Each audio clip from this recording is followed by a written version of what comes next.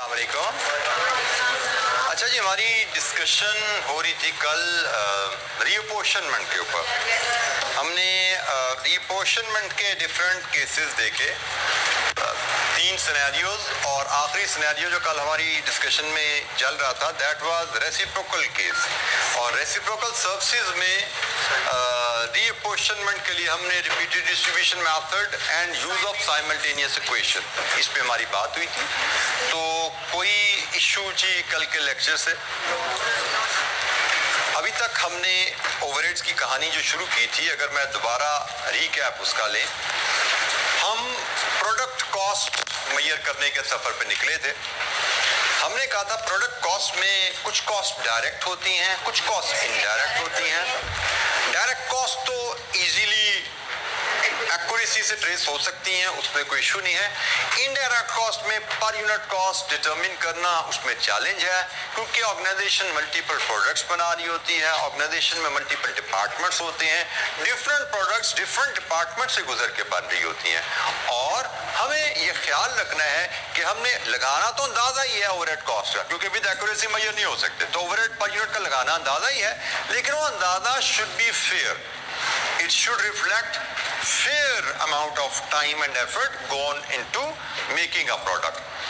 तो हमने कहा जी फेयर एस्टिमेट लगाने के लिए कॉस्ट पर यूनिट के लिए हम एक सिस्टमैटिक अप्रोच एब्जॉर्प्शन प्रोसेस को फॉलो करते हैं, जिसमें हमने पहला स्टेप किया कि हम अपनी फैक्ट्री में डिफरेंट डिपार्टमेंट, फैक्ट्री के डिपार्टमेंट देखते हैं, प्रोडक्शन फैसिलिटी में क्या क्या डिपार्टमेंट चल रहे हैं, डिपार्टमेंट आइडेंटिफाई किया। फिर हमने फैक्ट्री के ओवरहेड्स को डिपार्टमेंट में तकसीम करना शुरू किया कि भाई हर डिपार्टमेंट का खर्चा उसके में डालो जरा, उसके अकाउंट में डालो जरा। एलोकेशन की जो आइडेंटिफाइबल कॉस्ट थी, हमने उसके लिए अपोर्शनमेंट, जॉइंट कॉस्ट थी, इनको किसी बेसिस पे सूटेबल लेके तकसीम कर दिया। अब नेक्स्ट स्टेप हमारे पास जो आ गया था कि भाई हमने जब कॉस्ट को तकसीम कर लिया तो हमें एहसास हुआ कि हमारी फैक्ट्री में तो सिर्फ प्रोडक्शन डिपार्टमेंट नहीं है, सर्विस डिपार्टमेंट भी है। और सर्विस डिपार्टमेंट वो होते हैं जो प्रोडक्ट पे काम नहीं करते, प्रोडक्ट बनाने वाले डिपार्टमेंट को सपोर्ट करते हैं। और हम तो चले थे कि जो डिपार्टमेंट जितने यूनिट्स बना रहा है उसकी कॉस्ट उसको ट्रांसफर करेंगे, तो सर्विस डिपार्टमेंट्स तो यूनिट बनाते नहीं है। फिर हमने हल निकाला रीअपोर्शनमेंट का, कि सर्विस डिपार्टमेंट की कॉस्ट को भी आप प्रोडक्शन डिपार्टमेंट में तकसीम कर दे। तो अभी तक हम यहाँ पे पहुंच चुके हैं कि हमने अपने फैक्ट्री ओवरहेड्स को तकसीम करके सिर्फ प्रोडक्शन डिपार्टमेंट्स तक महदूद कर दिया है। हमारी पूरी फैक्ट्री के ओवरहेड्स जो सर्विस डिपार्टमेंट भी विन करे हुए थे उनको भी हम प्रोडक्शन डिपार्टमेंट ले आए हैं। अब now is the last step कि जिस प्रोडक्शन डिपार्टमेंट ने जितने यूनिट्स बनाए हैं उनकी कॉस्ट उन यूनिट्स में तकसीम की जाए। This is a final step, absorption process, जहां से हम ओवरहेड कॉस्ट पर यूनिट की तरफ अपना आखिरी कदम उठाने जा रहे हैं। अच्छा जी, अगर तो मेरे पास मल्टीपल डिपार्टमेंट आ गए और हमें ध्यान में रखना है कि डिफरेंट डिपार्टमेंट्स में जब प्रोडक्ट आप एक साइड से एंटर करते हो, एक डिपार्टमेंट से दूसरे, दूसरे से तीसरे, तीसरे से चौथे, फिर पास आउट होती है। हमारे पास हर डिपार्टमेंट का खर्चा आ चुका है और हम प्रोडक्शन रिकॉर्ड से देख सकते हैं डिफरेंट डिपार्टमेंट्स ने कितने यूनिट्स पे काम किया। यहां से हम ओवरहेड एब्जॉर्प्शन रेट मेजर करेंगे, जिसका बेसिक फार्मूला हमने पढ़ा था शुरू में, budgeted overhead divide with budgeted production. अच्छा, अब हम जिस तरह की हमने सिचुएशन बनाई है, हमने तो डिफरेंट डिपार्टमेंट्स में ओवरहेड तकसीम कर दिए है ना, तो इस तरह की सिचुएशन में हर डिपार्टमेंट का ओवरहेड एब्जॉर्प्शन रेट अलहदा निकाला जाता है। डिपार्टमेंट ए, बी, सी, ए का 2 रुपया, बी का 3 रुपया, सी का 4 रुपया। तो जो प्रोडक्ट ए, बी, सी तीनों से गुजरी उसके ओवरहेड 2 + 3 + 4 ओवरहेड पर यूनिट, ठीक, तीनों से गुजरी तो 2 + 3 + 4। और जो प्रोडक्ट सिर्फ ए और बी से गुजरी उसके ओवरहेड 2 + 3। जो प्रोडक्ट बी और सी से गुजरी 3 + 4। तो हर डिपार्टमेंट का ओवरहेड एब्जॉर्प्शन रेट निकल आया और जो प्रोडक्ट जिस डिपार्टमेंट से गुजर रही है उसके हिसाब से उसकी ओवरहेड कॉस्ट हम आसानी से मेजर कर पाएंगे। सो हम लेकिन यहाँ पे एक चैलेंज आता है जो पहले ही हम डिस्कस कर चुके हैं, उसको हम दोबारा यहाँ पे लेके आते हैं। भाई ये तो तब चलेगा ना जब कंपनी सेम टाइम लगने वाला प्रोडक्ट बना रही है, लेकिन एक डेस्क बना रही है 6 घंटे में बनता है, कुर्सी बना रही है 1 घंटे में बनती है, तो दोनों की ओवरहेड कॉस्ट बजट सेम तो नहीं हो सकती। अब डिपार्टमेंट ए में डेस्क भी बना है, डिपार्टमेंट ए में कुर्सी भी बनी है, तो दोनों की overhead cost per unit same नहीं हो सकती। तो यहाँ पे फिर हम फेयर तकसीम की जब बात करते हैं तो इधर आता है क्वेश्चन एब्जॉर्प्शन बेस का। एब्जॉर्प्शन बेस में हमारे पास डिफरेंट ऑप्शंस होती हैं। एब्जॉर्प्शन बेस हम कहते हैं जनाब ये डिनोमिनेटर जो हम लेते हैं, budgeted overhead divide with budgeted production की थी ना हमने कहा था जी बेस जो है हम डिनोमिनेटर में लेते हैं। ये हम प्रोडक्शन लेंगे सिर्फ तब जब company is making one product.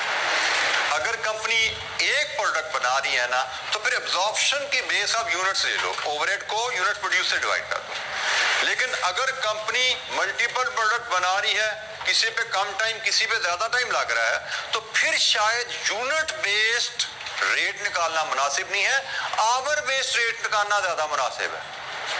जैसे डिपार्टमेंट ए में मैं बजाय के यूनिट से डिवाइड करूं, मैं आवर से डिवाइड कर दूं, और आवर से डिवाइड करके मुझे पता लगा मेरा अब्जॉर्प्शन का खर्चा है 10 रुपए पर आवर, 10 रुपए पर आवर, तो भाई इस पे 1 घंटा लगा है 10 रुपए, इस पे 6 घंटे लगे हैं 60 रुपए। तो अब थोड़ा फेयरनेस आ गई। पहले जब मैं पर यूनिट कर रहा था तो जिस पे 6 घंटे लग रहे थे उस पे भी आ रहा था से 50 रुपए, उस पे भी आ रहा था 50 रुपए। लेकिन मैंने कहा ये मुनासिब नहीं है, ये फेयर नहीं लगता कि उस पे कम टाइम लग रहा है, इस पे ज्यादा टाइम लग रहा है, तो पर यूनिट बेसिस पे कॉस्ट को तकसीम करना मुनासिब नहीं लगता। तो हम यहाँ पे बात अभी जो सीख रहे हैं, अगर कंपनी एक से ज्यादा प्रोडक्ट बना रही है तो फिर हम पर यूनिट नहीं पर आवर रेट निकाल लेते हैं कि फिर हमारा ओवरहेड का खर्चा पर आवर कितना आ रहा है, फिर जिस यूनिट पे जितने आवर लग रहे हैं उस यूनिट की उतनी कॉस्ट बन जाएगी। ठीक है, तो पर आवर में हम मशीन आवर को भी बेस ले सकते हैं, पर आवर में हम लेबर आवर को भी बेस ले सकते हैं। दैट डिपेंड्स कि हमारी प्रोडक्शन मशीन इंटेंसिव है या लेबर इंटेंसिव है। मशीन इंटेंसिव से मुराद कि ज्यादा काम मशीनें करती हैं, लेबर इंटेंसिव से मुराद ज्यादा काम हमारी फैक्ट्री में लेबर मैनुअली फिजिकली कर रही है। तो डिपेंडिंग अपॉन आवर फैक्ट्री एक प्रोडक्ट बनाते हैं तो यूनिट से डिवाइड कर दो, budgeted overhead divide with budgeted production कर दो। एक से ज्यादा यूनिट्स बना रहे हो तो फिर आवरली रेट निकालना ज्यादा मुनासिब है। आवर्स कौन से लें, तो भाई मशीन आवर ले लो अगर आपकी ज्यादा प्रोडक्शन मशीन्स पे होती है, लेबर आवर ले लो अगर ज्यादा प्रोडक्शन लेबर आवर पे होती है। आगे की जो और बेसिस और भी ऑप्शन है उस पर हम बाद में बात करेंगे। फिलहाल हम बात कर रहे हैं कि भाई हमारे पास डिफरेंट डिपार्टमेंट्स जब आ जाते हैं तो हम हर डिपार्टमेंट का ओवरहेड एब्जॉर्प्शन रेट बना लेंगे, और एब्जॉर्प्शन रेट की बेसिस मुनासिब हम लेंगे, यूनिट्स भी ले सकते हैं, आवर्स भी ले सकते हैं, और वहां से हम absorption cost overhead absorption cost निकाल पाते हैं। हमारे पास दो एक्टिविटीज हैं जी, इलस्ट्रेशन 12 और 13। हम इस पे एब्जॉर्प्शन प्रोसेस जो आखिरी स्टेप है उसको देखते हैं, फिर जो क्वेश्चन आपके जहन में है उनको मैं एड्रेस करूंगा। इलस्ट्रेशन 12 और 13 पहले हम देख लें, फिर हम देखते हैं जी क्या चीज हमें अभी मजीद एक्सप्लेनेशन मिलनी चाहिए। लीजिए जी, ये है इलस्ट्रेशन 12 की कहानी। ये रिलेटिवली चूंकि पहली इलस्ट्रेशन है एब्जॉर्प्शन प्रोसेस की, थोड़ी जरा सिंपल होगी। 13 इससे एक स्टेप आगे जाएगी, उसमें ज्यादा हम चीजें सीखेंगे। रिक्वायरमेंट क्या है, overhead cost absorbed in each unit of product x and cost per unit of x. Overhead cost absorbed in each unit of x मतलब ओवरहेड कॉस्ट पर यूनिट बताओ क्या है। Let's read the story. GS Limited is a manufacturing company producing a product X which has the following cost card. Cost card से मुराद एक document जो cost per unit का breakup दे रही है। Cost card से मुराद document giving you breakup of cost per unit. तो जनाब डायरेक्ट लेबर 4 घंटे 5 रुपए के हिसाब से 20 रुपए की, डायरेक्ट मटेरियल 2 kg 5 रुपए के हिसाब से 10 रुपए का, डायरेक्ट एक्सपेंस 2 रुपए का, तो इसका मतलब टोटल हमारी प्राइम कॉस्ट बनती है 32 रुपए। GS Limited produces and sells 2000 units in a month। एक महीने में 2000 यूनिट बना के बेचता है। कितनी प्रोडक्ट के? एक। कंपनी सिर्फ एक प्रोडक्ट बना रही है, सही है। कंपनी इस प्रोडक्ट के 2000 यूनिट बना के बेचती है एक महीने में। JS absorbed overheads based on the number of units produced। अच्छा, उसने बेसिस बता दी। वैसे तो हमने खुद सीखा हुआ है, कंपनी अगर एक प्रोडक्ट बनाती हो तो हम ओवरहेड को यूनिट्स की बेसिस पे तकसीम करते हैं। एब्जॉर्ब का मतलब तकसीम करना। तो जब कंपनी एक प्रोडक्ट बनाती है तो हम ओवरहेड्स को यूनिट की बेसिस पे तकसीम करते हैं। यहाँ पे उसने बता भी दिया, ना भी बताता तो हमें पता था, हम इस चीज को सीख चुके हैं। Anyways, based on past experience, JS estimates its monthly overhead will be as follows। अगले महीने उसके ओवरहेड क्या होने वाले हैं ये भी पता है। हमसे कहा जा रहा है बताइए overhead cost absorbed in each unit क्या है, मतलब ओवरहेड एब्जॉर्प्शन रेट बताओ। तो भाई यहाँ पे ओवरहेड एब्जॉर्प्शन रेट की कैलकुलेशन बड़ी सिंपल रहने वाली है। हमने ओवरहेड एब्जॉर्प्शन रेट का फार्मूला होता है budgeted overheads divided with budgeted, इस केस में बजटेड प्रोडक्शन, क्योंकि मैं बता दिया ओवरहेड एब्जॉर्प्शन होती है यूनिट्स प्रोड्यूस की बेसिस पे। जब ओवरहेड एब्जॉर्प्शन यूनिट प्रोड्यूस की बेसिस पे है तो this formula will prevail, budgeted overhead divided with budgeted production. हमारे इस केस में हमारे ओवरहेड्स कितने हैं बजटेड 11000, हमारी बजटेड प्रोडक्शन कितनी है 2000। लीजिए जी 11000 तकसीम 2000 तो क्या आया जनाब, ₹5.5 पर यूनिट। ये है ओवरहेड एब्जॉर्प्शन रेट। साथ ये बताना जरूरी है किस बेस पे एब्जॉर्ब करना है। तो हमने कहा जी हमारा ओवरहेड एब्जॉर्प्शन रेट है 5.5 पर यूनिट। ये हमारा पहला पार्ट जो है वो एड्रेस हो गया। हमसे कहा गया था बताइए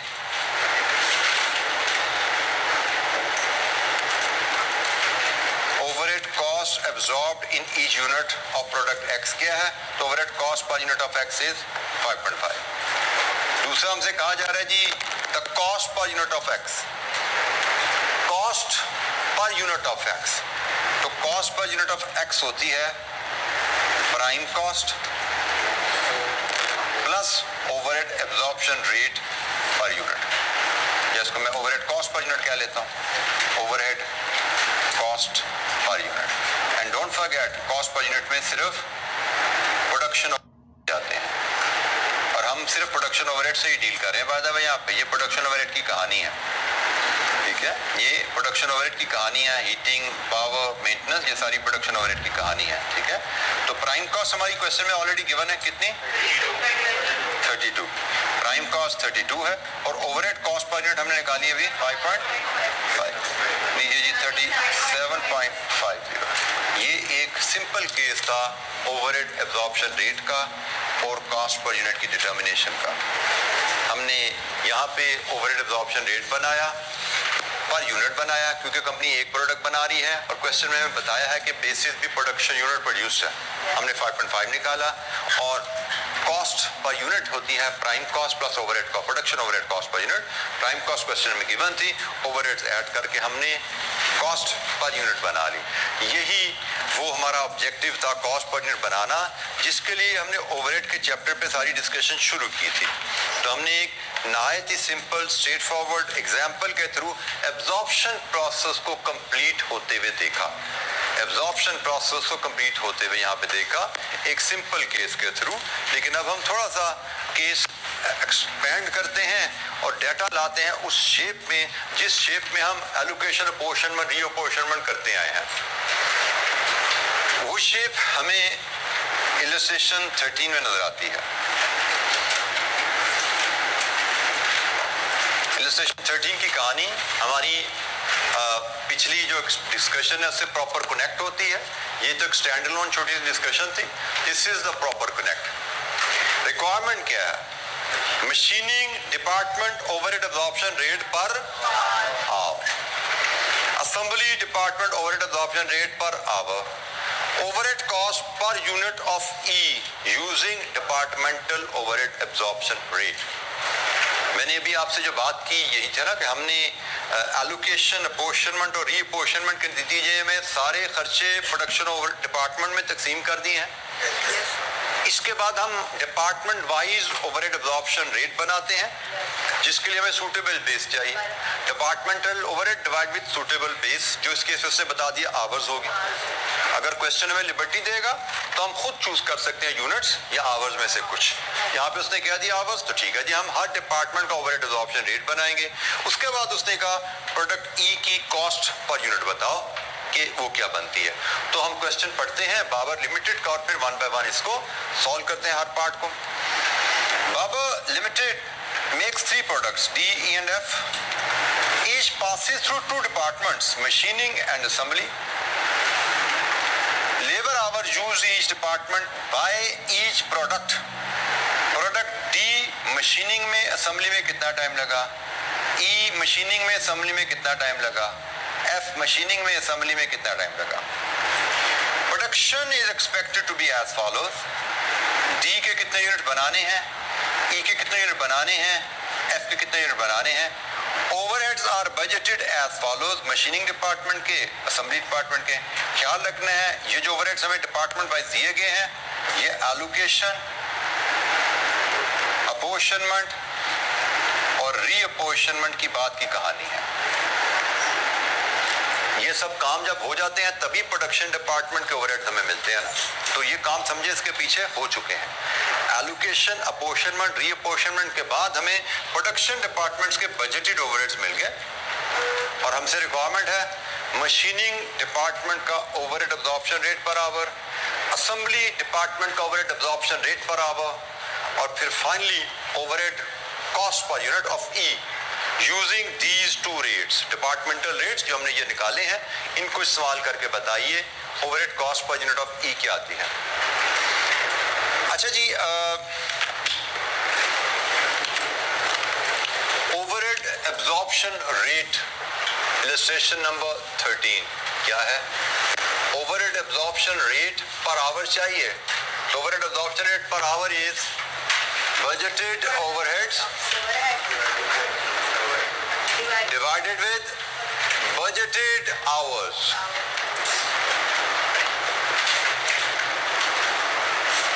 अच्छा, यहाँ पे जो पॉइंट टू रिमेंबर है, ये खर्चा हमें दिया गया है एक सर्टन पीरियड का, हमें एक सर्टन पीरियड का विच इज दो नोट मेंशन कि ये प्रोडक्शन कितने अरसे की है, ये खर्चा कितने अरसे का है। लेकिन एक चीज़ ध्यान रखनी है कि हमें जो भी खर्चा दिया जाएगा it has to have link with some period. ये ओवरहेड्स है ना, तो ओवरहेड्स का लिंक पीरियड से भी होगा और ओवरहेड का लिंक सर्टेन एक्टिविटी से भी होगा, क्योंकि इसमें दोनों ओवरहेड शामिल हैं, फिक्स भी हैं, वेरिएबल भी। अभी तक हमने जो डील किया फिक्स वेरिएबल दोनों से डील किया। तो जो फिक्स्ड ओवरहेड होते हैं, for example rent, it is per month, per year, for example depreciation per year, तो फिक्स्ड ओवरहेड का ताल्लुक पीरियड से है। फिर इसमें वेरिएबल ओवरहेड भी है, जैसे लुब्रिकेशन ऑयल, उसका ताल्लुक आवर्स ऑफ मशीन ऑपरेशन से है। जैसे बिजली, उसका ताल्लुक भी शायद आवर्स ऑफ मशीन ऑपरेशन से है, जितनी मशीन चलेगी बिजली इस्तेमाल होगी। सो खर्चा एक खास पीरियड का और एक खास एक्टिविटी लेवल का होता है, यहाँ पे मेंशन नहीं है, बट लेट्स अज्यूम ये सारी कहानी एक मंथ की है, ये सारी कहानी एक मंथ की है। तो Babar makes 3 product each passing department, मैं कहीं पे मंथ का वर्ड इंसर्ट करता हूँ। Production expected to be as follows during next month, मैंने ये वर्ड इसमें ऐड कर दिया, ठीक है। और ओवरहेड्स फॉर द मंथ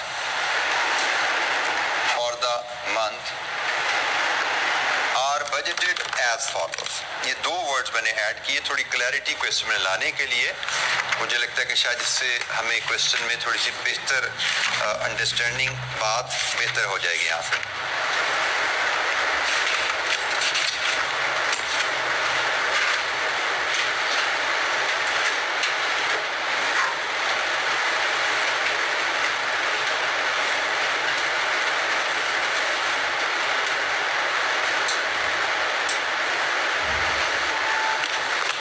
अच्छा जी, तो हमने कहा जी ये हमारे पास डाटा आ गया 3 प्रोडक्ट्स बनाते हैं। हर प्रोडक्ट दोनों डिपार्टमेंट से नहीं गुजरती, ये वाली सिर्फ एक डिपार्टमेंट से गुजरती है। हर प्रोडक्ट पे डिफरेंट आवर लग रहे हैं डिफरेंट डिपार्टमेंट में, और ये हैं उन डिपार्टमेंट्स के एक अगले महीने का प्रोडक्शन प्लान, और उसी एक महीने के ये ओवरहेड्स हैं। अब हमने करना क्या है, इन्हीं ओवरहेड्स को इन यूनिट्स में तकसीम करना है, ठीक है। तो उसके लिए हमें ये 3 स्टेप में रिक्वायरमेंट दी गई है। 1 बाय 1 हम चलते हैं।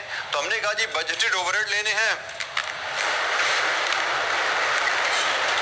एक पीरियड के फॉर द मंथ, और इसको डिवाइड करना है budgeted hours for the month से। तो आप जरा हेल्प कीजिए, हम बात करते हैं पार्ट 1 पे। पार्ट 1 में हमें क्या कहा गया है, मशीनिंग डिपार्टमेंट का OAR पर आवर बताइए।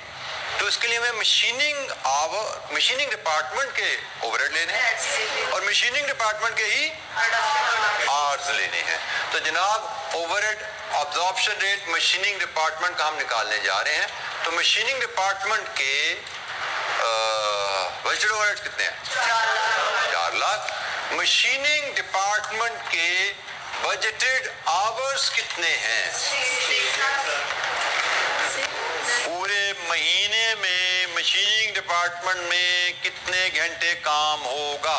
6 बेटा वो तो अगर 1 यूनिट बनाओगे डी का, 1 यूनिट बनाओगे ई का, तो पूरे महीने में क्या 1 डी एक ही बनाना है। ये सारी इंफॉर्मेशन क्या है, 1 यूनिट की इंफॉर्मेशन है भाई। 1 यूनिट डी बनाओगे 2 घंटे लग जाएंगे, 1 यूनिट ई बनाओगे 4 घंटे लग जाएंगे। पूरे महीने में एक बनाना है क्या, 6 लाख 4 लाख, इसलिए 2 यूनिट बनाने के लिए खर्च करोगे 2000 डी के और 4000 ई के। मशीनिंग डिपार्टमेंट में यही 2 प्रोडक्ट बनती हैं, मशीनिंग डिपार्टमेंट ये तो बनती नहीं है।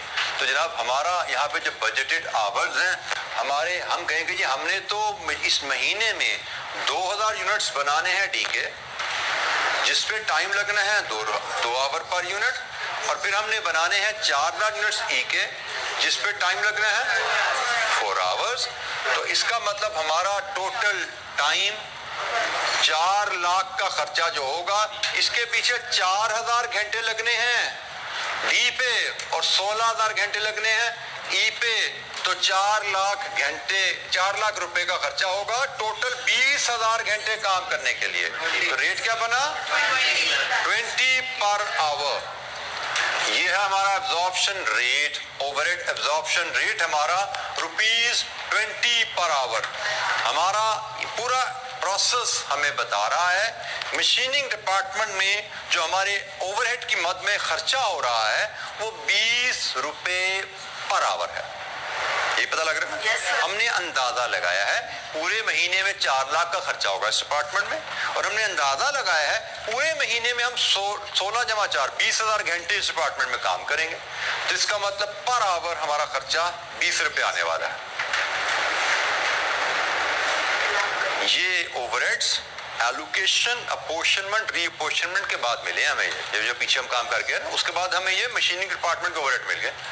फिर हमने मशीनिंग डिपार्टमेंट का प्रोडक्शन का बजट देखा, कितने यूनिट्स बनाने हैं और पर यूनिट कितना टाइम लगेगा। तो भाई ये खर्चा करने में हमें टोटल इतने घंटे मशीनिंग डिपार्टमेंट में काम करना पड़ेगा। पर आवर अंदाजन खर्चा हमारा क्या बन रहा है, 20 रुपए पर आवर। सिमिलर वर्किंग हम असेंबली, जो पार्ट 2 हमारा कहता है उसके लिए हम करते हैं, असेंबली के लिए करते हैं। असेंबली का खर्चा है 6 लाख और असेंबली डिपार्टमेंट में बनने हैं 3 प्रोडक्ट्स। तो हमने देखना है पूरे महीने में उन 3 प्रोडक्ट्स को बनाने में कितने आवर लगेंगे। बजटेड आवर की जब बात होती है तो ये फॉर द मंथ लेने हैं, और 1 यूनिट 2 यूनिट की बात नहीं है, पूरे महीने में कितने घंटे काम होना है। तो जनाब हमारे पास बनने हैं 2000 यूनिट्स डी के मल्टीप्लाइड विद 2, हमारे पास बनने हैं 4000 यूनिट्स ई के मल्टीप्लाइड विद 1, हमारे पास बनने हैं 1000 यूनिट्स एफ के मल्टीप्लाइड विद 8। लीजिए जी टोटल कितने आवर्स, 4 जमा 4 जमा 8 16,000 आवर्स और रेट क्या आया 30 पर आवर। लीजिए जी हमारा पार्ट 2 असेंबली का भी overhead absorption rate per hour आ गया। हमने यहाँ पे इसमें अंदाजा क्या लगाया है, असेंबली डिपार्टमेंट में जो हम प्रोडक्शन का काम वहां पे अंदाजन 37.5 रुपीस पर आवर का खर्चा लग रहा है हमारा ओवरहेड की मद में, प्रोडक्शन ओवरहेड की मद में, बिजली गैस पानी किराया डेप्रिसिएशन प्रोडक्शन ओवरहेड की मद में असेंबली डिपार्टमेंट में हमारा खर्चा 37.5 रुपीस पर आवर का लग रहा है।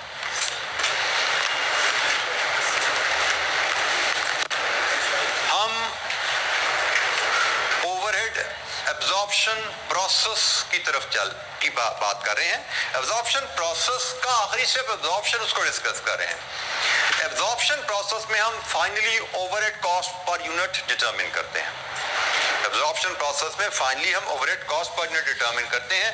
जो तो इलस्ट्रेशन 12 की थी ना, उसमें हमने डायरेक्ट ओवरहेड एब्जॉर्प्शन रेट ही पर यूनिट निकाल लिया था। इलस्ट्रेशन 12 में overhead absorption rate per unit आ गया था, तो वहां पे तो एक स्ट्रोक में एब्जॉर्प्शन होगी, एक ही स्टेप में एब्जॉर्प्शन होगी थी, क्योंकि हमने एक प्रोडक्ट बना रहे थे, तो हमने direct overhead absorption rate per unit निकाल लिया। एब्जॉर्प्शन का जो 5वां स्टेप था वहीं पे खत्म हो गया। लेकिन यहाँ पे हमने पहले overhead absorption rate per our बनाया। मेरी अभी एब्जॉर्प्शन का प्रोसेस खत्म नहीं हुआ। एब्जॉर्प्शन का प्रोसेस खत्म तब होता है जब हम ओवरहेड कॉस्ट पर यूनिट ले पाते हैं। अभी हमने पर आवर बनाया है रेट, पर यूनिट कॉस्ट मुझे नहीं मिली, वो मैं पार्ट 3 में प्रोडक्ट ई के लिए करने जा रहा हूँ। मैं प्रोडक्ट ई की overhead cost per unit measure करने जा रहा हूँ। तो जब हम overhead absorption rate per hour बनाते हैं तो ओवरहेड कॉस्ट पर यूनिट के लिए एक और स्टेप करना पड़ता है। हमने जब overhead absorption rate per our बनाया है तो यहां से हमारे पास जो ओवरहेड कॉस्ट पर यूनिट आती है वो होती है overhead absorption rate per our multiplied with hours per unit. यहां से ओवरहेड कॉस्ट पर यूनिट बनेगी ना। हमारी एब्जॉर्प्शन का अल्टीमेट जो एम था वो तो यहां पे पहुंचना है भाई। पूरी एब्जॉर्प्शन प्रोसेस की कहानी हमने इस मकसद के लिए छेड़ी थी ना। तो यहाँ पे जब हम एब्जॉर्प्शन रेट पर आवर ले लेते हैं तो पर आवर एब्जॉर्प्शन रेट से पर यूनिट पे जाने के लिए एक कदम और उठाना पड़ता है। एक घंटे में कितना खर्चा लग रहा है और प्रोडक्ट बनाने में लगने कितने घंटे हैं, तभी पता लगेगा ना एक प्रोडक्ट पे कितना खर्चा आ रहा है। अच्छा आप जरा तवज्जो से देखिएगा, हमें पार्ट 3 में कहा क्या गया है, overhead cost per unit of E की ओवरहेड कॉस्ट पर यूनिट बनाओ। तो भाई ई पे ओवरहेड तो 2 डिपार्टमेंट में लग रहे हैं, ई पे तो काम हो रहा है 2 डिपार्टमेंट में, तो ई के दोनों डिपार्टमेंट की कॉस्ट हमें अलग-अलग निकालनी पड़ेगी, फिर ही टोटल कॉस्ट ऑफ ई बनेगी ना।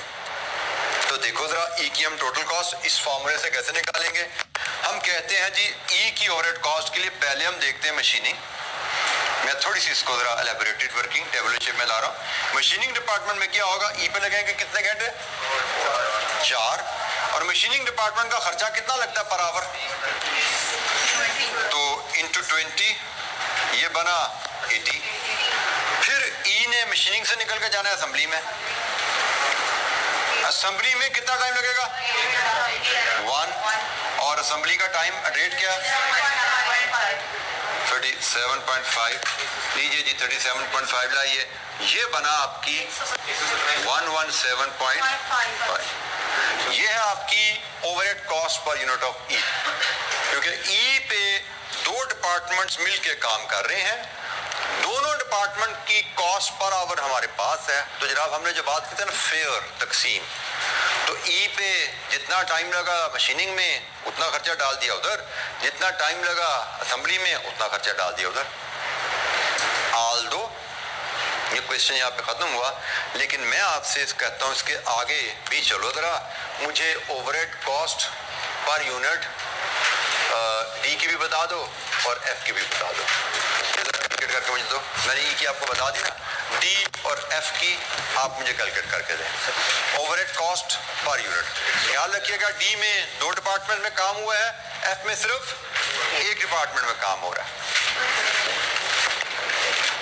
Overhead cost per unit D की बताइए, एफ की बताइए।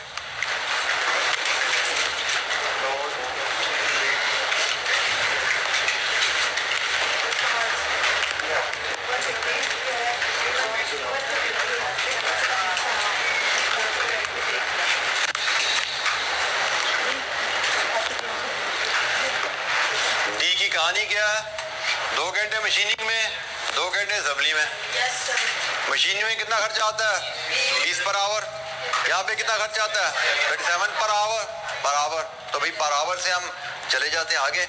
तो हमने कहा जी डी की बात करें तो 2 घंटे इंटू 20 प्लस 2 घंटे इंटू जबरदस्त। एफ तो सिर्फ एक ही डिपार्टमेंट में जाती है, असेंबली में 8 मल्टीप्लाई 3। लीजिए जी, ये है एब्जॉर्प्शन प्रोसेस की कंप्लीशन। सिंपल वर्ड्स में स्टेप बाय स्टेप चलते आए थे। आखिरी स्टेप हमने सीखा एब्जॉर्प्शन का। एब्जॉर्प्शन प्रोसेस के आखिरी स्टेप का नाम भी एब्जॉर्प्शन है, जिसमें हम ओवरहेड एब्जॉर्प्शन रेट निकालते हैं। ओवरहेड एब्जॉर्प्शन रेट अगर पर यूनिट निकाला तो वहीं पे काम खत्म, क्योंकि ओवरहेड कॉस्ट पर यूनिट आ गई। लेकिन अगर आपने ओवरहेड रेट पर आवर निकाला तो एक स्टेप करना पड़ेगा, पर आवर रेट को आवर्स पर यूनिट से मल्टीप्लाई करना पड़ता है। एक डिपार्टमेंट है या 2 डिपार्टमेंट है, आपको उस हिसाब से कॉस्ट डिटरमिन करनी है। एक डिपार्टमेंट से प्रोडक्ट बन रही है तो एक डिपार्टमेंट के ओवरहेड चार्ज होंगे। 2 डिपार्टमेंट से प्रोडक्ट बन रही है तो 2 डिपार्टमेंट के ओवरहेड चार्ज होकर ओवरहेड कॉस्ट पर यूनिट बनती है। जी, any question? Overhead absorption rate per hour भी लिया जा सकता है, overhead absorption rate per unit भी लिया जा सकता है। एब्जॉर्प्शन प्रोसेस का आखिरी स्टेप नंबर 5, एब्जॉर्प्शन, जिसमें हम overhead cost, departmental overhead cost को लेके हम ओवरहेड कॉस्ट पर यूनिट पे पहुंचते हैं। That is the final step, also known as absorption. जी, any question?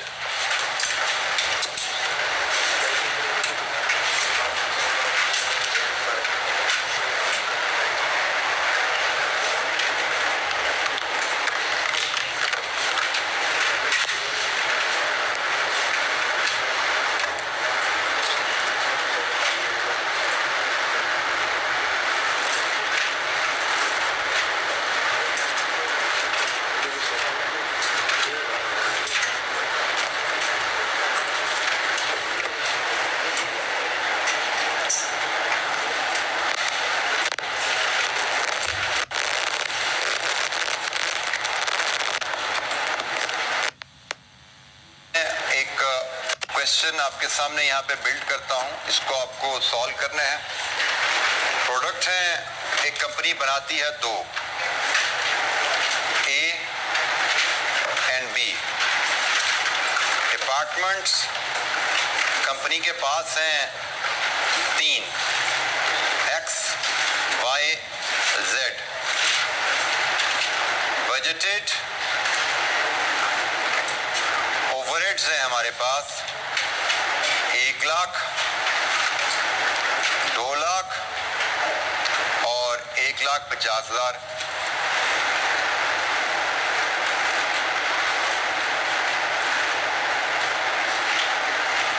Labour our per unit हैं ए के और बी के 1, 1.5, 0, 2, 3 and 1.5। ठीक है। बजटेड प्रोडक्शन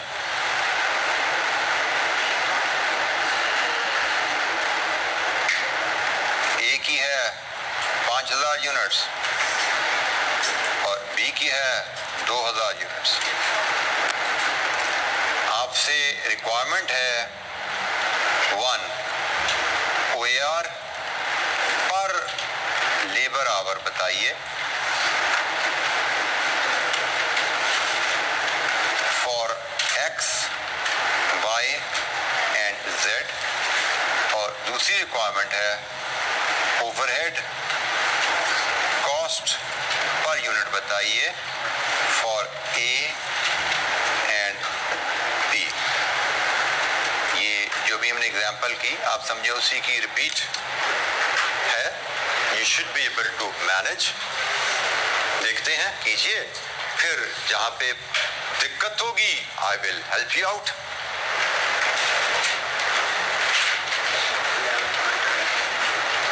इसकी विजिबिलिटी अगर ब्लू में कम है तो मैं इसका कलर चेंज करता हूं। यहाँ पे हमारे पास ऑप्शन है, इसका कलर मैं आपको चेंज कर देता हूं।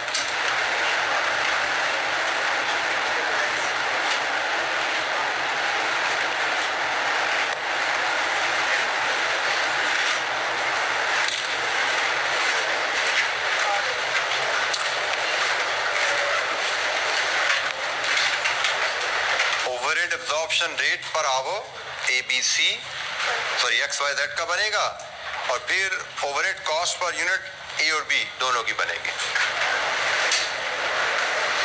कोई चीज इंफॉर्मेशन आपको लगे मैंने मिस कर दी तो पूछ लीजिएगा। मेरा ख्याल है कि इंफॉर्मेशन इतनी ही चाहिए आपको, इसके अलावा कुछ चाहिए नहीं।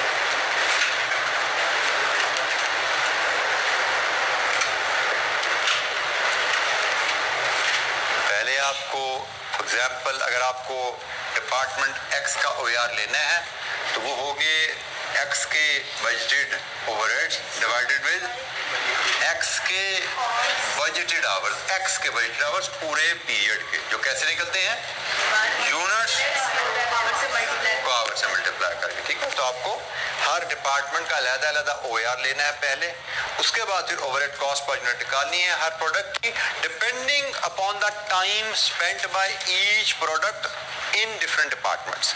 हर प्रोडक्ट ने डिफरेंट डिपार्टमेंट में जितना टाइम गुजारा उसके हिसाब से फिर आप OAR रेट इस्तेमाल करते हुए ओवरहेड कॉस्ट पर यूनिट बनाएंगे।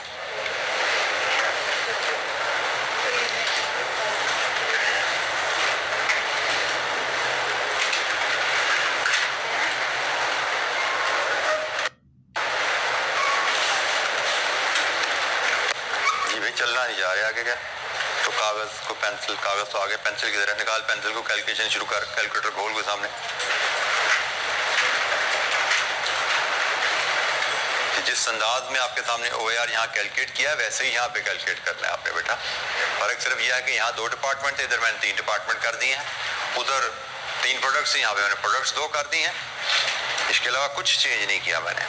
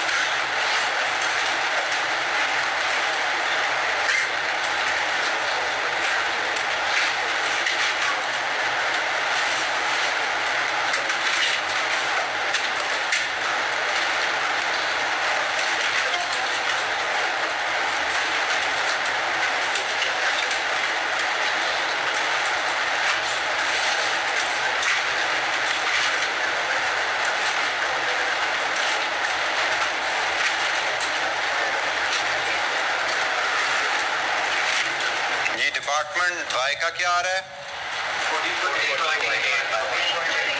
8 1।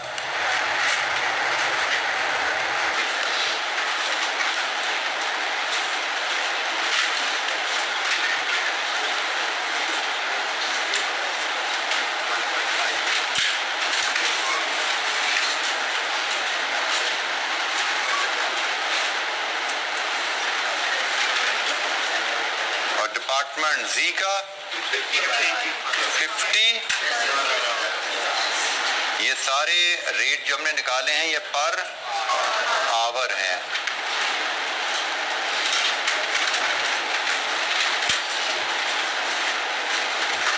लीजिए जी, ये हमारे पास पार्ट 1 के तीनों रेट्स आ रहे हैं। डिपार्टमेंट एक्स का रेट, डिपार्टमेंट वाई का रेट, डिपार्टमेंट जेड का रेट। ये तीनों डिपार्टमेंट के रेट्स हमारे पास हैं। जो हमारी रिक्वायरमेंट नंबर 1 थी, overhead absorption rate per our बनाइए। लेबर आवर्स का डाटा अवेलेबल था, हमने budgeted overheads divided with budgeted labour hours करके हमने ओवरहेड एब्जॉर्प्शन रेट बनाया। पूरे महीने, पूरे पीरियड में, महीना नहीं, यहाँ पे महीना मेंशन है, पूरे पीरियड में कितना खर्चा होगा और पूरे पीरियड में कितने आवर्स काम करेंगे डिफरेंट प्रोडक्ट्स पे हर डिपार्टमेंट का खर्चा, हर डिपार्टमेंट के आवर्स कितने काम होने हैं, उसके हिसाब से हमने रेट बनाया। इसके बाद overhead cost per unit measure करेंगे। हमारे पास रेट डिपार्टमेंट वाइज आ गए हैं, आवर्स हमारे पास हैं, तो मैं अगर इसके आंसर यहीं पे ही ए की बात करूं तो ए की ओवरहेड कॉस्ट क्या होगी? ए में 1 आवर लगा डिपार्टमेंट एक्स में इंटू 11.1, ए में 1.5 आवर लगा डिपार्टमेंट वाई में इंटू 14.81। That's it. ए में, डिपार्टमेंट सी में, जेड में कोई टाइम नहीं लगा, तो ए की कहानी यहीं पे रुक गई। फिर आगे बी की कहानी, बी में 2 घंटे लगे डिपार्टमेंट एक्स में, बी में 3 घंटे लगे डिपार्टमेंट वाई में, और बी में 1.5 आवर लगे डिपार्टमेंट सी में। तो बताइए 140 और ए का क्या था? 33.325 राउंड ऑफ कर लीजिए। ये जनाब, ये हमारी वैल्यूज हैं। सो हमारे पास अगर एलोकेशन, अपोर्शनमेंट, रीअपोर्शन के बाद ओवरहेड्स आ जाएं, budgeted overhead divide with budgeted hours OR her department का निकाल सकते हैं। हर डिपार्टमेंट का ओआर निकालने के बाद हर प्रोडक्ट ने डिफरेंट डिपार्टमेंट में जो टाइम गुजारा उसके हिसाब से उसका खर्चा लेके total overhead cost per unit लेते हैं। जी, any question? Overhead cost per unit absorption process. अभी इसकी आगे चल के काफी ज्यादा एक्टिविटीज हमने देखनी है। कंप्रिहेंसिव इलस्ट्रेशंस और पास्ट पेपर क्वेश्चन हमारे सामने आने वाले हैं। जी, कोई सवाल? जी बेटा, यहाँ पे कर ले, यही किया ना बेटा। थर्ड स्टेप में हम ये देख रहे हैं कि हमारी प्रोडक्ट ए किस डिपार्टमेंट से गुजर से बनी। हमारी प्रोडक्ट ए 1-2 डिपार्टमेंट से गुजर के बनी। तो जिस डिपार्टमेंट में जितना टाइम गुजारा इसने, उतना खर्चा इसको डाल दो। डिपार्टमेंट एक्स में इसने 1 घंटा गुजारा, एक्स में खर्चा डलता है 11.11 पर आवर, तो 1 घंटा इंटू 11.11 कर दो। वाई में इसने 1.5 आवर गुजारा, वाई का खर्चा होता है 14.81, तो 1.5 इंटू 14.11 कर दो। जेड में इसका 0 टाइम है, 0 खर्चा। इसने 2 डिपार्टमेंट में टाइम गुजारा, 2 डिपार्टमेंट से इसको ओवरहेड का हिस्सा इतना आया। सिमिलरली बी ने 3 डिपार्टमेंट में टाइम गुजारा, तो इसको तीनों डिपार्टमेंट का खर्चा चार्ज करो। एक्स के 2 घंटे 11.1 के हिसाब से, वाई के 3 घंटे 14.81 के हिसाब से, जेड के 1.5 आवर्स 50 के हिसाब से। तीनों खर्चे डिपार्टमेंट्स के ऐड करो तो टोटल ओवरहेड कॉस्ट जो बी को चार्ज होगी वो 141.65। जी, ओवरहेड एब्जॉर्प्शन रेट डिपार्टमेंट का बनाया, फिर हर प्रोडक्ट ने जितना टाइम हर डिपार्टमेंट में गुजारा है उसके हिसाब से हर प्रोडक्ट को उस डिपार्टमेंट से ओवरहेड हमने चार्ज कर दिए। ये प्रोडक्ट बी में एक्स के ओवरहेड गए, ये प्रोडक्ट बी में वाई के ओवरहेड गए, ये प्रोडक्ट बी में जेड के ओवरहेड गए, ऐसा ही है। प्रोडक्ट ए में ये एक्स के ओवरहेड गए, ये वाई के ओवरहेड गए, प्रोडक्ट ए में जेड के ओवरहेड गए, काम नहीं हुआ। तो this is what we call fair distribution, कि जिस प्रोडक्ट पे जितना टाइम जिस डिपार्टमेंट में लगा उस प्रोडक्ट पे हमने उसके हिसाब से कॉस्ट चार्ज कर दी। एब्जॉर्प्शन प्रोसेस का कंक्लूजन यहां पे हो रहा है। जो कहानी 3-4 दिन पहले शुरू हुई थी, जिस मकसद से कहानी शुरू की थी, वो मकसद हम तकरीबन समझ चुके हैं, हल करना, उस मसले का हल करना सीख चुके हैं। यहां तक आते हैं, आगे सिर्फ वेरिएशन और प्रैक्टिस है। मे बी अकाउंटिंग भी कुछ देखेंगे, डेबिट क्रेडिट भी कुछ आएगा, chapter is still going on. लेकिन जो अब्जॉर्प्शन प्रोसेस का जो असल ऑब्जेक्टिव था वो हम यहाँ पे कंप्लीट कर रहे हैं। जी एनी क्वेश्चन?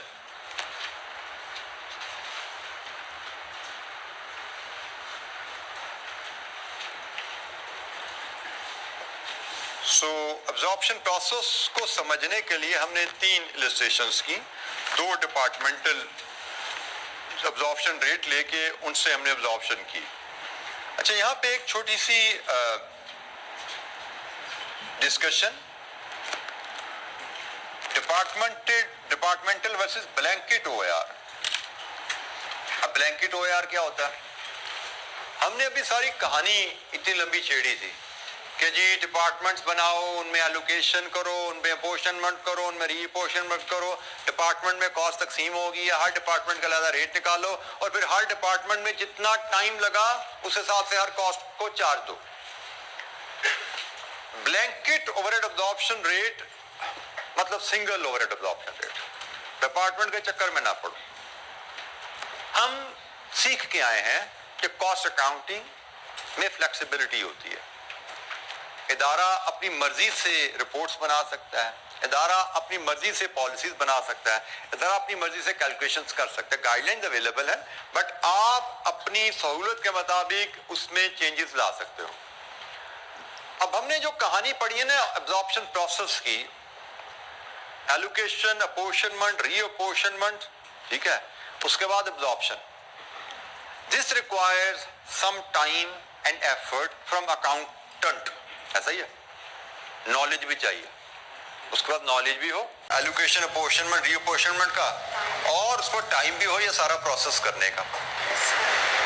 लेकिन एट टाइम होता ये है कि कुछ ऑर्गेनाइजेशन के पास इतने रिसोर्सेज नहीं होते। They don't afford to hire qualified experienced accountants, या 2 का काम एक बंदे से करवा रहे हैं। तो उस सूरत में बात का इतनी डिटेल में रिकॉर्ड मेंटेन करना डिपार्टमेंट वाइज, उसका एनालिसिस करना डिपार्टमेंट वाइज पॉसिबल नहीं होता। तो एक हल अवेलेबल है, क्योंकि बहरहाल कॉस्ट अकाउंटिंग को कंपलसरी तो नहीं है ना, ये तो हम पहले बात कर चुके हैं। फाइनेंशियल अकाउंटिंग तो लॉ है, भी आपको बनानी है, अकाउंट बनानी है, टैक्स रिटर्न डालनी है, उसके साथ फाइनेंशियल अकाउंट लगाने हैं, ऑडिट करवाना है, लिमिटेड कंपनी है, तो वहां पे तो हमारे पास काफी रेगुलेशंस हैं। कॉस्ट अकाउंटिंग में हम फिलहाल हम यही समझ रहे हैं कि ये तो एक ऑप्शनल चीज है। तो जब ऑप्शनल चीज है तो आप ना करो से बेहतर है कुछ तो करो। तो एक ऑप्शन है कि आपके पास अगर रिसोर्सेज नहीं है डिपार्टमेंटल डाटा रखने के, डिपार्टमेंटल रिकॉर्ड रखने के, तो आप ब्लैंकेट रेट, सिंगल रेट पे भी जा सकते हो। And single rate is very simple, पूरे फैक्ट्री के ओवरहेड डिवाइड बाय पूरे फैक्ट्री के आवर्स। पूरे फैक्ट्री के ओवरहेड इकट्ठे कर दो और पूरे फैक्ट्री के आवर्स इकट्ठे कर दो, वहां से सिंगल रेट निकल आएगा, एक ही रेट निकला। उसके बाद जिस प्रोडक्ट पे जितने आवर्स फैक्ट्री में लगे हैं, डिपार्टमेंट के चक्कर में अब नहीं पड़ना, जिस प्रोडक्ट पे जितने आवर्स फैक्ट्री में लगे हैं उस हिसाब से ओवरहेड कॉस्ट कैलकुलेट कर लो। जैसे हम छोटी सी 2 एग्जांपल मैं इस पे आपके साथ ब्लैंकेट के ऊपर शेयर करता हूं। पहले एग्जांपल 14 देखते हैं। एग्जांपल 14 में हमें क्या कह रहा है, वो कहता है जी जो आपने अभी ऊपर इलस्ट्रेशन 13 की थी ना, इलस्ट्रेशन 13 कौन सी थी? ये थी, ये की थी हमने जी। 3 प्रोडक्ट से DEF, 2 डिपार्टमेंट से सब मशीनिंग असेंबली। उसने कहा ये जो एग्जांपल की थी ना, इसको आप करो आप ब्लैंकेट ओआर से, और वही प्रोडक्ट E जिसकी ओवरहेड ओवरहेड कॉस्ट आपने निकाली थी ऊपर डिपार्टमेंटल रेट से, उसकी कॉस्ट आप निकालो ब्लैंकेट रेट से। जनाब प्रोडक्ट ई का सोल्यूशन हमारे पास है बोर्ड पे, प्रोडक्ट इसका सोल्यूशन है बोर्ड पे, वो इसका सोल्यूशन है, वो इसका 13 का है ना, 13 का है ना। तो हम इसी को अब ब्लैंकेट रेट पे करते हैं। हमारे पास इलस्ट्रेशन 13 का सोल्यूशन है, उसने कहा जी इसी सवाल को आप ब्लैंकेट रेट से करो। ब्लैंकेट रेट का मतलब अब आपको 2 AR नहीं चाहिए। अब आपको हम इलस्ट्रेशन नंबर 14 कर रहे हैं, हम लेंगे ब्लैंकेट OAR। ब्लैंकेट OAR क्या होगा? Total overheads of factory divided with total hours of factory.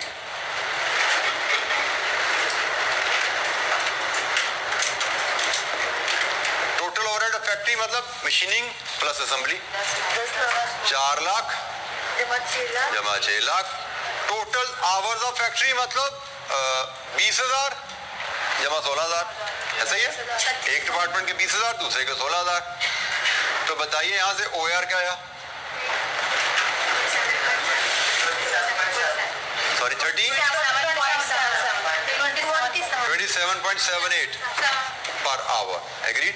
लीजिए जी, ये आ गया तो overhead absorption rate blanket OAR, मतलब पूरी फैक्ट्री के ऊपर हमने एक रेट निकाल लिया। हमारे पास रिसोर्सेज कम थे, डिपार्टमेंट वाइज रिकॉर्ड हम नहीं मेंटेन कर रहे थे, हमने सारी फैक्ट्री का खर्चा इकट्ठा किया, सारी फैक्ट्री के आवर्स इकट्ठे किए, डिवाइड कर दिया। ये हमारी इलस्ट्रेशन 14 की रिक्वायरमेंट नंबर 1 ब्लैंकेट OAR आ गई। दूसरी रिक्वायरमेंट क्या है? Overhead cost per unit of E. तो भाई इसके लिए भी तरीका वही है,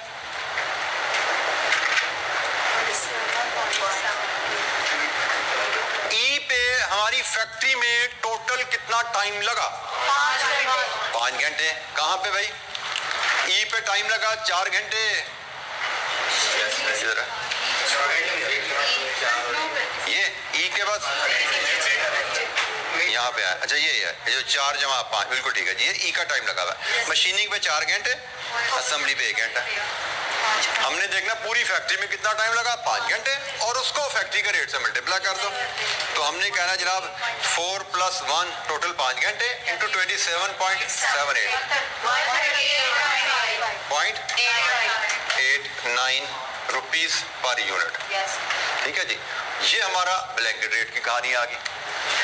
हमें एग्जाम में क्वेश्चन ब्लैंकेट OAR निकालने को भी आ सकता है, ब्लैंकेट OAR के साथ ओवरहेड कॉस्ट पर यूनिट भी आ सकती है।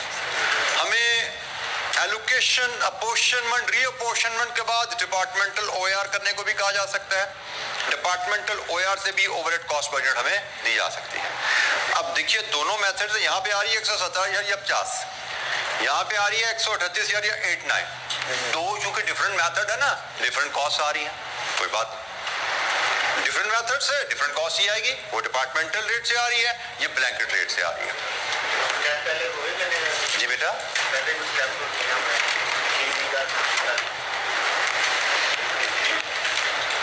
जी बोलिए बेटा।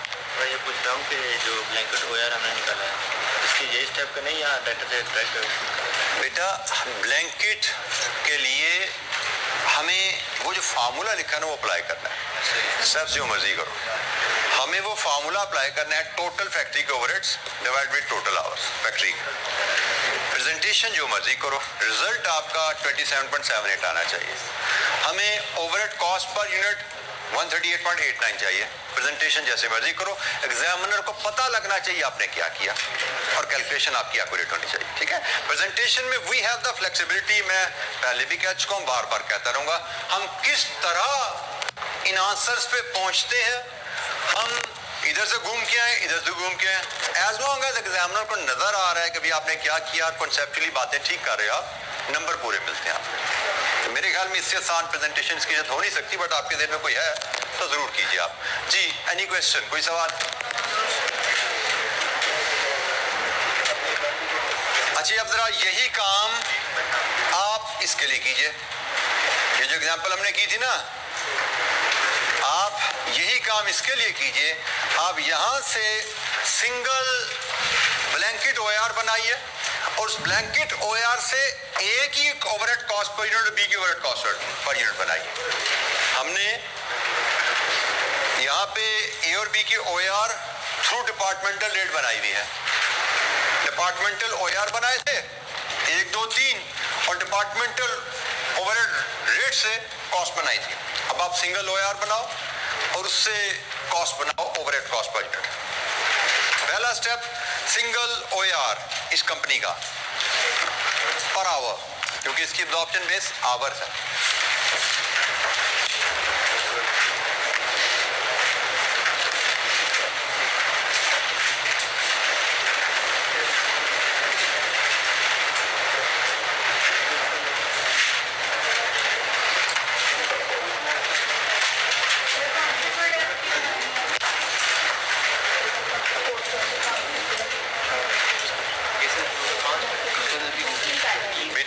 मैंने ये जो लेफ्ट साइड पे एग्जाम्पल है इसका कहा जी बेटा, जो 5 बेटे ई के लग रहे हैं बेटा ई सवाल खोलो, ई कहाँ बन रही है? हमारी फैक्ट्री में बन रही है ना? कितने घंटे लग रहे हैं फैक्ट्री में? एक फैक्ट्री में ई पे कितने घंटे लग रहे हैं? एक प्रोडक्ट पे 5, ई पे एक यूनिट पे 5 घंटे लग रहे हैं। हम ई के एक यूनिट की कॉस्ट जानना चाह रहे हैं ना, ठीक है? तो हमने देखना है, क्योंकि हमने रेट बना लिया पूरी फैक्ट्री का। हमारी पूरी फैक्ट्री में पर आवर कॉस्ट क्या आ रही है, पूरी फैक्ट्री में कितना टाइम गुजर रहा है। ई पे टोटल 5 घंटे लग रहे हैं और ई पे हमारी फैक्ट्री में पर आवर कॉस्ट आ रही है 27.78, तो 5 × 27.78। जब डिपार्टमेंटल रेट अलग-अलग था तो हर डिपार्टमेंट के आवर को उसके रेट से मल्टीप्लाई कर रहे थे। जब रेट एक कर दिया ना तो आवर भी इकट्ठे कर दो।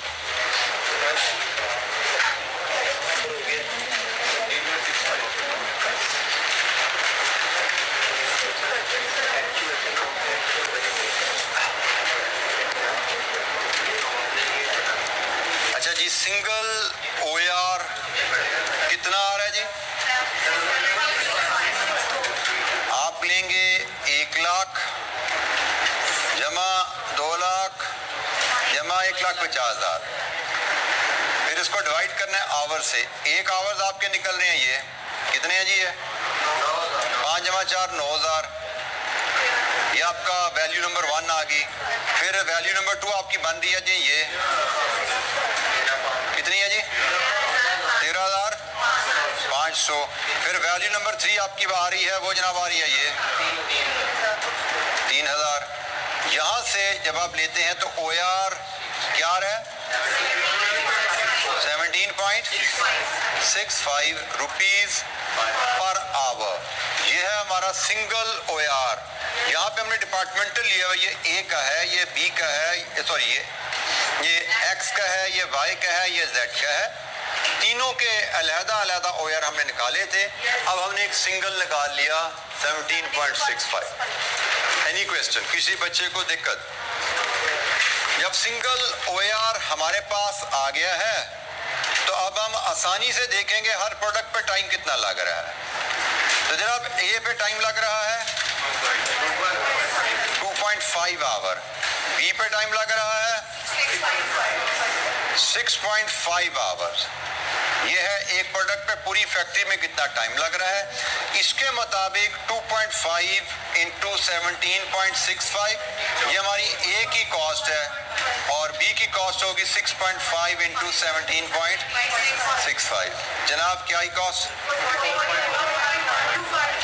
44.13 राउंड ऑफ कर लीजिए,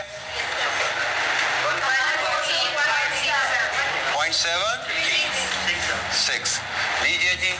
ये हमारी सिंगल ओवरहेड अब्जॉर्प्शन रेट को लेके, ब्लैंकेट ओवरहेड अब्जॉर्प्शन रेट को लेके ओवरहेड कॉस्ट पर यूनिट है, और ये डिपार्टमेंटल डाटा को लेके ओवरहेड कॉस्ट पर यूनिट है। अगर आप डिपार्टमेंटल चल रहे हो तो ए की कॉस्ट 33.33 है, सिंगल रेट पे चल रहे हो 44.13, डिपार्टमेंटल रेट पे चल रहे हो 141.65 है, सिंगल रेट पे चल रहे हो 114.76 है।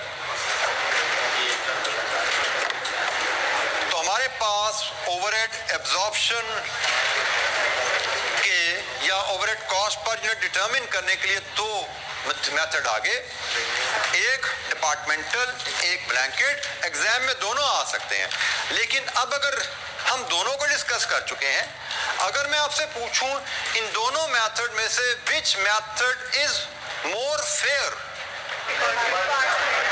Departmental appears to be more fair, क्योंकि उसमें हर डिपार्टमेंट में खर्चा मुख्तलिफ होता है। उसमें ये ख्याल रखा जा रहा है कि भी महंगे डिपार्टमेंट में टाइम गुजरा तो ज्यादा महंगा हिस्सा लगेगा, सस्ते डिपार्टमेंट में टाइम गुजरा तो कम हिस्सा लगेगा, जबकि ब्लैंकेट में सारे छोटे मोटे डिपार्टमेंट सबको एवरेज कर दिया जाता है, विच रिड्यूसेस द फेयरनेस, जिससे फेयरनेस कम हो जाती है तकसीम की। लेकिन बहरहाल दोनों ऑप्शन अवेलेबल हैं। अगर हमारे पास रिसोर्सेज हैं, हम अफोर्ड करते हैं, practically we should go for the departmental overhead adoption rate. लेकिन अगर रिसोर्सेज नहीं हैं तो हम सिंगल या ब्लैंकेट OAR की तरफ भी चल सकते हैं। जी, कोई सवाल? इन दोनों मेथड से कस्टमर को क्या बताइए और इन दोनों मेथड से कस्टमर की सेहत पे क्या असर पड़ता है? हमने बात तो की थी कि भाई हम सारी डिस्कशन कर रहे हैं कॉस्ट पर यूनिट निकालने के लिए, और कॉस्ट पर यूनिट हमें क्यों चाहिए? कि cost unit per unit price determine करने में इस्तेमाल होती है। और यहाँ पे हम देख रहे हैं कि कॉस्ट पर यूनिट मेथड बदलने से बदल रही है, कॉस्ट पर यूनिट मेथड बदलने से बदल रही है। तो भाई कॉस्ट पर यूनिट बदल जरूर रही है, और प्राइस पर यूनिट में कॉस्ट की कैलकुलेशन इस्तेमाल जरूर होती है, लेकिन प्राइस पर यूनिट सिर्फ कॉस्ट को देख के डिसाइड नहीं की जाती। There are many other factors as well. ठीक है, ये बात अपनी जगह कि आपने अगर कॉस्ट गलत कैलकुलेट कर ली तो आप प्राइस गलत सेट कर सकते हो, चांसेस हैं। प्राइस की कैलकुलेशन, कॉस्ट की कैलकुलेशन आपकी दुरुस्त होनी चाहिए। लेकिन हैविंग सेड दैट, हम ये भी कहते हैं कि भाई प्राइस की डिटर्मिनेशन में सिर्फ कॉस्ट यूज नहीं होती, आपको मार्केट सर्वे भी करना पड़ता है, आपको कंपेटिटर्स की प्राइसेस भी देखनी पड़ती हैं मार्केट में क्या चल रहा है। और चांसेस यही है कि आपने अपनी कॉस्ट को देख के प्राइस सेट की, मार्केट में के कंपेटिटर की प्राइसेस देखी, वो नीचे थी, तो आप वापस आ जाओगे भाई कि भाई कहीं गड़बड़ हो गई है मुझसे, मार्केट में तो मुझसे सस्ती लोग चीजें बेच रहे हैं, मेरी प्राइस ज्यादा क्यों आ रही है? क्या मैंने प्रॉफिट मार्जिन ज्यादा रख लिया? क्या मैंने कहीं कॉस्ट तो गलत कैलकुलेट नहीं कर ली? तो शायद आपको लगे कि मुझे कॉस्ट की वर्किंग को अपने देखने की जरूरत है। भाई मैंने तो सिंगल फैक्ट्री लगा दिया था रेट, मुझे शायद डिपार्टमेंटल रेट की तरफ जाना चाहिए, दैट विल बी फेयर, वो मुनासिब रहेगा। तो आपको अपनी अगर मेथड में कोई खराबी है जिसकी वजह से आपको नुकसान हो सकता है, कस्टमर को क्या नुकसान होना भाई? कस्टमर के पास तो नुकसान तो होगा, तो आपको होगा, आपने गलत प्राइस सेट कर दी तो कस्टमर किसी और के पास चला जाएगा। ठीक है, तो नुकसान आपकी कंपनी को आएगा गलत कॉस्ट निकालने से, गलत प्राइस सेट करने से। कस्टमर सिर्फ एक दुकान से निकल के दूसरी दुकान पे चला जाएगा। ठीक है, तो हमें फेयरनेस की तरफ जाना है, ख्याल रखना है। ये टूल्स हैं हमारी मदद के लिए, ये कोई रूल्स नहीं है। तो कुरान हदीस वाली बातें नहीं है खुदा ना खास्ता, या इवन हमसे थोड़ा नीचे है तो अकाउंटिंग स्टैंडर्ड में वहां पे भी लॉज हैं, ये लॉज नहीं है, ये गाइडलाइंस है। भाई ऐसा कर लो, ऐसे भी कर सकते हो, वैसे भी कर सकते हो, बाकी देख लेना जो तुम्हें सूट करे। प्रैक्टिकली जब कारोबार में जाओगे जो बेहतर लगे करना। ये डिफरेंट, आपका दिमाग को खोला जा रहा है, आपको ऑप्शन दी जा रही है कि भाई डिफरेंट तरीकों से, डिफरेंट मेथड से आप अपने कारोबार में एफिशिएंसी ला सकते हो, कारोबार में इंफॉर्मेशन इकट्ठी कर सकते हो और उसको बिजनेस डिसीजन में यूज कर सकते हो। जी एनी क्वेश्चन? अच्छा, ये आज के इतना ही, बाकी इंशाअल्लाह मिलेंगे नेक्स्ट लेक्चर में कल, तो बात आगे लेके चलेंगे। थैंक यू, अस्सलाम वालेकुम।